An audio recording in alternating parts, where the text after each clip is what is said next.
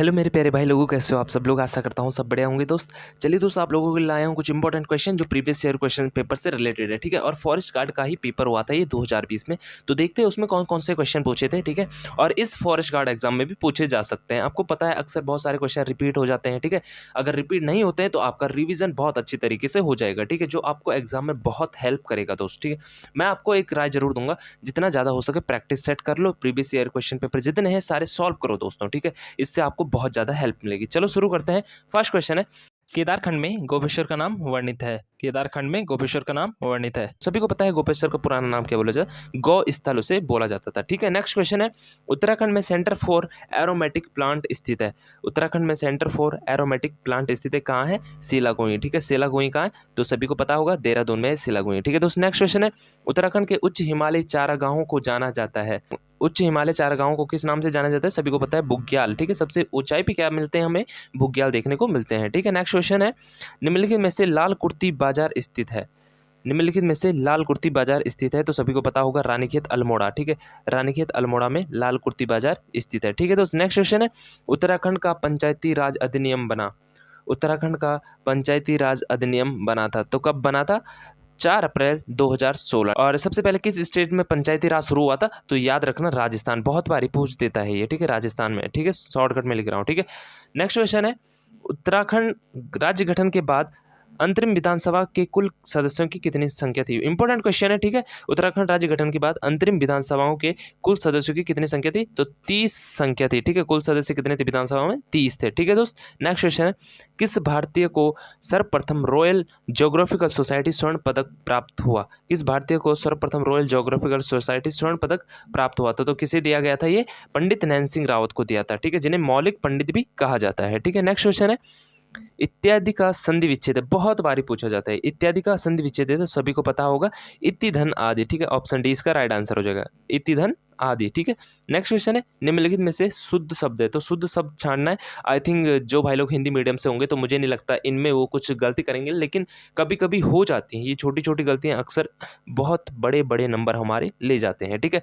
तो निम्नलिखित में से शुद्ध शब्द है, तो शुद्ध शब्द क्या हो जाएगा? अंत्याक्षरी, ठीक है, जिसे आप बचपन में बहुत खेलते थे, ठीक है, हम भी बहुत खेलते थे, ठीक है। नेक्स्ट क्वेश्चन है, समाचार लेखन की सबसे प्रचलित, प्रभावी और लोकप्रिय शैली है। तो समाचार लेखन की कौन सी लोकप्रिय शैली है? सभी को पता है उल्टा पिरामिड शैली है जो ये समाचार पत्र लेखनों की है ना। नेक्स्ट क्वेश्चन है, राजभाषा के प्रयोग का मुख्य क्षेत्र है। राजभाषा के प्रयोग का मुख्य क्षेत्र तो कहाँ है? उपयुक्त सभी में है, ठीक है। राजभाषा हमारी कौन सी है? हिंदी। हिंदी का प्रयोग आप विधायिका में भी कर सकते हैं, कार्यपालिका में भी और न्यायपालिका में भी कर सकते हो, ठीक है। नेक्स्ट क्वेश्चन है, देवनागरिक लिपि अधिकांशत है, तो कैसी है? वर्णनात्मक है, ठीक है। देवनागरिक लिपि है जो अधिकांशत वर्णनात्मक है, ठीक है दोस्तों। नेक्स्ट क्वेश्चन है, जो पत्र सरकारी विभागों, संबद्ध अधीनस्थ और स्वायत्तशासी निकायों, विदेशी सरकारों, राज्य सरकारों, स्वैच्छिक संस्थाओं अथवा व्यक्तियों को लिखा जाता है उसे कहा जाता है। भैया पहले ही शुरुआत में सरकारी विभाग लिख दिया, तो उसे क्या कहा जाता है? सरकारी पत्र उसे कहा जाता है, ठीक है दोस्त। ये तो याद करके जाना, अब थोड़ा पत्रों के बारे में जरूर पढ़ देना, एक क्वेश्चन जरूर आएगा ही आएगा, ठीक है। नेक्स्ट क्वेश्चन है, निम्नलिखित में से नेक्स्ट क्वेश्चन है, निम्नलिखित में से एक अर्थी शब्द है। निम्नलिखित में से एक अर्थी शब्द है, तो गंगा क्या है? एक अर्थी शब्द है, ठीक है।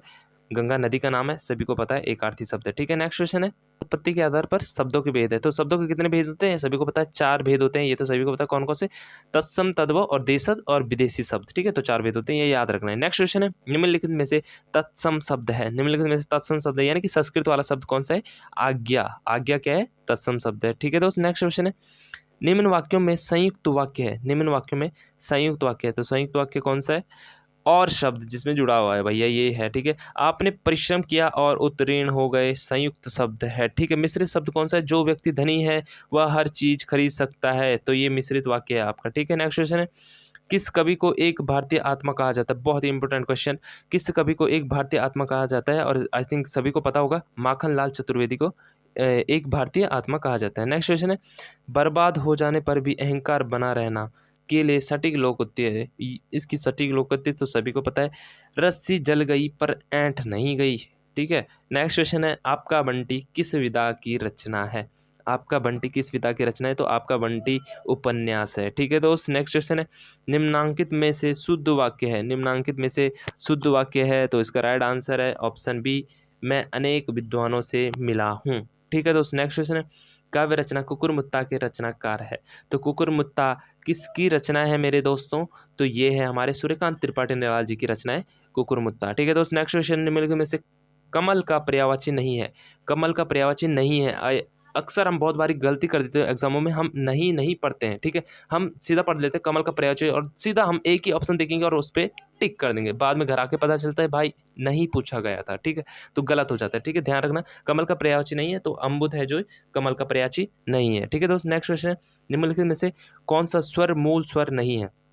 निम्नलिखित में से कौन सा स्वर मूल स्वर नहीं है? तो कौन सा नहीं है? ए है जो मूल स्वर नहीं है। ठीक है, आई थिंक मूल स्वर कितने होते हैं? 5 होते हैं। ठीक है, री है जो ऋषि वाला, शायद वो भी मूल स्वर में ही आता है, तो इसे आप कंफर्म कर लीजिए, 4 या 5 होते हैं। ठीक है, नेक्स्ट क्वेश्चन है टिप्पण का मुख्य उद्देश्य है।